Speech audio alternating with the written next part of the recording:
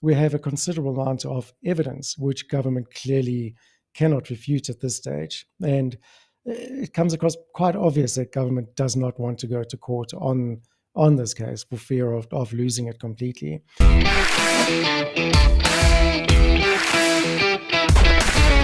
Hello, ladies and gentlemen. Welcome to the Joe Emilio Show. I'm your host, Joe Emilio. Well, ladies and gentlemen, I am back with Rob Hutchinson, who has some amazing news to share, and I'm not going to keep you waiting any longer. Let's get right into it. Rob, welcome back once again. Always great having you on the show, and I'm not going to waste any time, man. Please tell us the amazing, amazing news. Yes, okay. This is definitely amazing news, Joe. It really is. After considerable pressure from us and through our legal case, we received a notice this morning in a letter that went out actually on social media that the health department is now looking at withdrawing the limited regulations. So the regulations surrounding the social distancing measures, mask wearing, and venue capacities are now being withdrawn. And they say they're going to be doing this after a meeting, but we know for sure that it's actually going to be withdrawn.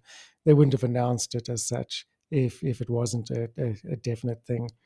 Whether this is in response to the court case from us and from many other groups, well, we'd like to think so. There's no doubt that we have influenced them and sent many letters to them, plus received lots of information from them during the court case, of which we actually have made public.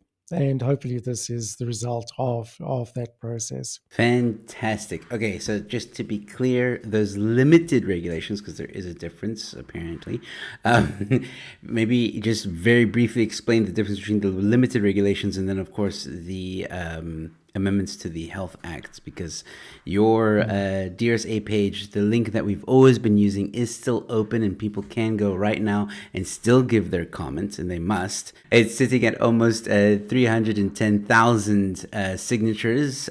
So yeah, just very briefly explain the difference, because this is a win, which means that pretty soon, we won't have to wear masks, we won't have to social distance, all that stuff, but there's still something very important that's happening in the background, and just make that part very clear. Yes, absolutely. So there are two sets of regulations.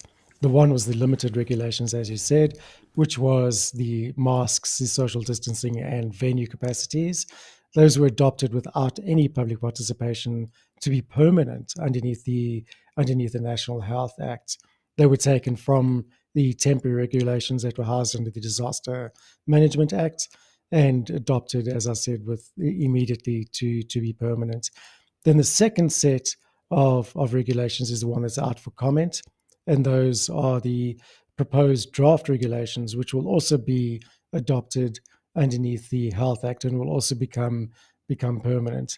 We are fighting both of those, and our court case was centered around both of those, particularly the lack of public participation in these limited regulations, and we're glad to see them removed before even going to the court. So we did file our court papers on both. We've been negotiating between the legal teams, and this is the outcome of that process.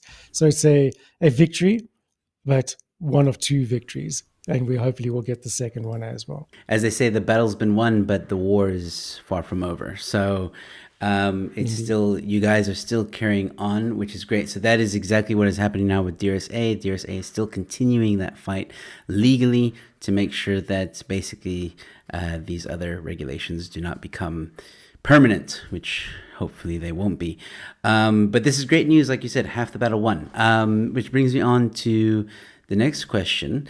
And I think it's an important question, because a lot of people, even when we make these videos, Robs, we still get haters, we still get naysayers that say, what are guys like DRSA? I mean, really, if I sign, is it really going to make a difference?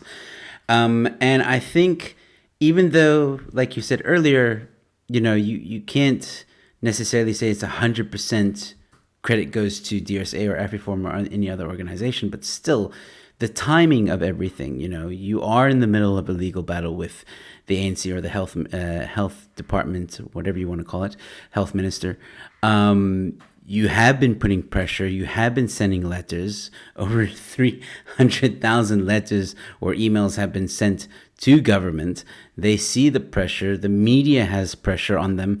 I think it is a combination of all these things, but definitely, in my opinion, without people or organizations such as yourself or DRSA and Afriforum, I think ANC would have taken advantage. Without a doubt. I absolutely agree. We have been keeping up considerable pressure. In fact, our legal team, in the exchange of documents, the discovery process for the legal case, we received over 1.5 million pages from government around the participation process, around how they conduct this process, and also how they're ignoring most of the comments. We kept up the pressure. We negotiated with them again, some more, had further words with them. But as you say, it's not just due to us. It's due to pressure by a number of civil society organizations. And that is the point of it, Joe, is you've got to keep the pressure up through constant public participation, through the public having their say, through different players coming in from different angles. And that's what it's all about. We, as civil society, and I'm not talking just about DRSA, I'm talking about all of our groups and all the individuals, we have a considerable amount of evidence which government clearly cannot refute at this stage. And it comes across quite obvious that government does not want to go to court on this case for fear of losing it completely. So they will withdraw before the time, like they have shown now with the limited regulations.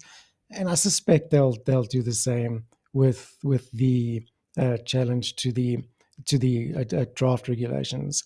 It stands to reason government doesn't want to end up with egg on their faces or have to do some explaining there.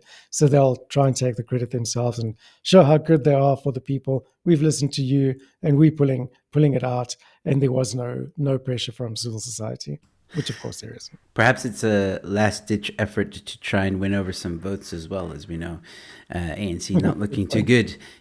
So maybe, I don't know, maybe that's it. But either way, they know they're losing. I agree with you. I don't think they want to go to court. They know they're going to lose. Why waste anyone's time? Maybe there's something else they have planned. But as always, I'm sure DRSA and Afriforum and all the other organizations will, keep them on their toes for sure.